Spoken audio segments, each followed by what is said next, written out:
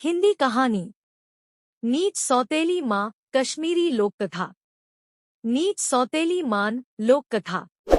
एक दिन एक ब्राह्मण ने अपनी पत्नी को अपने बिना खाना खाने से मना किया ताकि कहीं ऐसा न हो कि वह बकरी बन जाए। इसके जवाब में उसकी पत्नी ने भी उससे यही कहा कि वह भी उसके बिना खाना नहीं खाएगा ताकि वह कहीं चीता न बन जाए। दोनों राजी हो गए।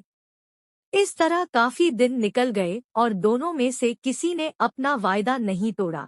दोनों एक दूसरे के साथ ही खाना खाते थे, पर एक दिन उस ब्राह्मण की पत्नी ने अपने बच्चों को खाना देते समय उस खाने में से चखने के लिए एक कौर खुद खाकर देख लिया। उस समय क्योंकि उसका पति वहां था नहीं, सो उसकी पत्नी तुरंत ही एक बकरी बन गई। जब वह ब्राह्मण घर आया तो उसने देखा कि एक बकरी उसके घर के चारों तरफ घूम रही है। यह देखकर वह बहुत दुखी हुआ क्योंकि वह तुरंत ही जान गया कि वह बकरी और कोई नहीं बल्कि उसकी अपनी प्यारी पत्नी थी। उसने उसको अपने घर के आंगन में बांध दिया और उसकी बड़ी सावधानी से सेवा करने लगा। कुछ साल बाद उसने दूसरी शादी कर ली, पर उसकी दूसरी पत्नी उसकी पहली पत्नी के बच्चों के साथ बिल्कुल भी अच्छा व्यवहार नहीं करती थी। वह तो उनको खाना भी बहुत कम देती थी। वे बच्चे बेचारे बहुत परेशान रहते थे। उनकी बकरी माँ उनकी शिकायतों को सुनती रहती, पर वह बेचारी भी कुछ नहीं कर सकती थी। उन बच्चों की माँ ने यह भी देखा कि उसके बच्चे दुबले होते जा रहे हैं। इसलिए एक दिन उसने अपने बच्चों में से एक बच्चे को अपने पास बुलाया और उससे दूसरों को भी यह बात चुपचाप बताने के लिए कहा कि जब भी उनको भूख लगे तो वे एक डंडी से उसके सींगों को मारे। ऐसा करने से उसके सींगों में से कुछ खाना निकल आएगा जिसे वे खा सकते थे। बच्चों ने ऐसा ही किया। अब जब भी उनको भूख लगती तो वे अपनी बकरी माँ के सींगों में डंडी मारते। इससे उनमें से कुछ खाना निकल आता और वे उसको खाकर अपना पेट भर लेते। इससे धीरे धीरे उनकी तंदुरुस्ती अच्छी होने लगी। पर यह तो उस सौतेली माँ की उम्मीदों के खिलाफ हो रहा था। उसके सौतेले बच्चे तो बजाय दुबले होने के और ज्यादा तंदुरुस्त होते जा रहे थे, जबकि वह खुद उनको बहुत कम खाना देती थी। वह उनको इतना तंदुरुस्त देखकर बहुत ही ताज्जुब में पड़ गई कि यह सब कैसे हो रहा था। कुछ समय बाद उस ब्राह्मण की दूसरी पत्नी ने एक आंख की बेटी को जन्म दिया। वह अपनी उस कानी बेटी को बहुत प्यार करती थी और उसकी किसी भी जरूरत को तुरंत ही पूरा करने को तैयार रहती थी, जिसको वह समझती थी कि वह उसको चाहिए। कुछ दिनों बाद जब वह लड़की काफी बड़ी हो गई, चलने फिरने लगी, बोलने चालने लगी, अच्छी तरह बात करने लगी, तो उसकी माँ उसको दूसरे बच्चों के साथ बाहर खेलने के लिए भेजने लगी। उसने उसको यह भी कहा कि वह अपने बड़े भाई बहनों पर निगाह रखे कि वे कब और कैसे खाते पीते हैं। लड़की ने कहा ठीक है। वह लड़की उनके साथ सारे दिन रही और उसने वह सब कुछ देखा जो उनके साथ हुआ।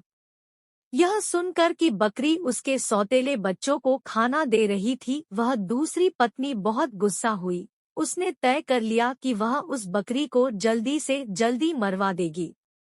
एक दिन उसने बहाना किया कि वह बहुत बीमार है और अपने इलाज के लिए एक हकीम को बुलवाया।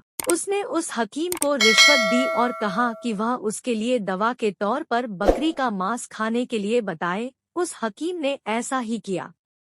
ब्राह्मण अपनी पत्नी की बीमारी के लिए बहुत चिंतित था और हालांकि वह बकरी को बिल्कुल मारना नहीं चाहता था, फिर भी वह अपनी दूसरी पत्नी को ठीक करने के लिए उस बकरी को मारने को लिए तैयार हो गया। पर यह सुनकर उसकी पहली पत्नी के छोटे छोटे बच्चे बहुत रोए। वे बहुत दुखी होकर अपनी बकरी माँ के पास गए और उसको जाकर सब बताया। उनकी माँ ने कहा, मेरे प्यारे बच्चों, रो नहीं। जो जिंदगी मैं जी रही हूँ ऐसी जिंदगी से तो मर जाना अच्छा है। रो नहीं। मुझे तुम्हारे खाने को लेकर कोई दुख नहीं है, क्योंकि अगर तुम मेरा कहा करोगे तो खाना तो तुमको उसके बाद भी मिलता रहेगा।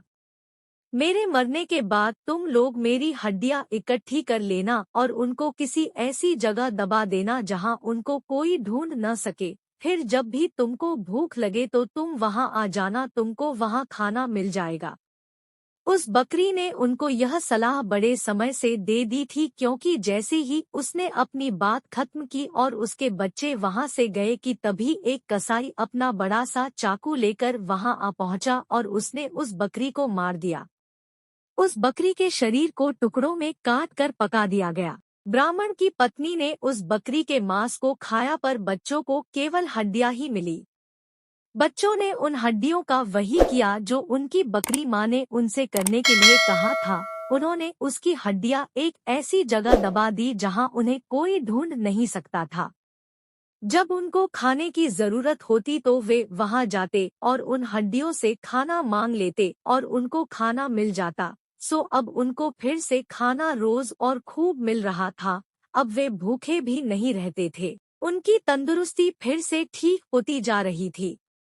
उस बकरी के मर जाने के कुछ समय बाद ब्राह्मण की पहली पत्नी की एक बेटी पानी के नाले में अपना चेहरा धो रही थी कि उसकी नाक की लौंग खुल गई और पानी में गिर गई। एक मछली पानी के साथ साथ उसको भी पी गई। अब हुआ यह कि एक मछियारे ने वह मछली पकड़ ली और राजा के रसोइये को बेच दी। रसोइये ने जब उस मछली को पकाने के लिए काटा तो उसको यह देखकर बड़ा आश्चर्य हुआ कि उसके अंदर तो नाक की एक लौंग थी। वह उसको लेकर राजा के पास गया तो राजा को भी उसमें रुचि हो गई। राजा ने अपने राज्य में यह मुनादी पिटवा दी कि जिस किसी की भी नाक की लौंग खो गई हो वह उसको राजा से आकर ले जाए।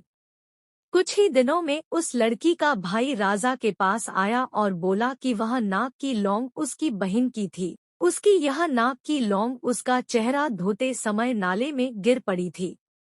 राजा ने उस लड़की को बुलाया तो वह उसकी सुंदरता और अच्छा व्यवहार देखकर इतना प्रभावित हुआ कि उसने उससे शादी कर ली और उसके परिवार की भी खूब सहायता की। तो दोस्तों, अगर हमारी वीडियो अच्छी लगी हो तो वीडियो को लाइक, शेयर और सब्सक्राइब करना तो बिल्कुल ना भूले और दोस्तों साथ ही साथ बेल आइकन जरूर दबा दे ताकि हमारी जो अगली वीडियो आएगी उसका नोटिफिकेशन आपको मिलता रहेगा। धन्यवाद। जय हिंद, जय भारत।